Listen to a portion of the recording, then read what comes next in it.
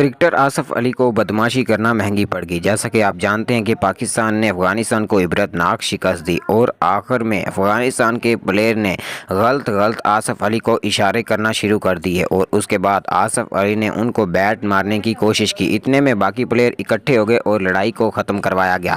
Asia cup کی جو انتظامیہ ہیں انہوں نے اس لڑائی کا نوٹس لیا ہے اور دونوں پلیئروں پر بڑی پابندی عائد کی ہے۔ آج کی اس ویڈیو میں ہم آپ کو بتائیں گے اور مکمل تفصیل سے آگاہ کریں گے۔ اس ویڈیو کو آخر تک لازمی دیکھتے رہیے گا۔ ویڈیو کو لائک اور چینل کو لازمی سبسکرائب کیجیے گا۔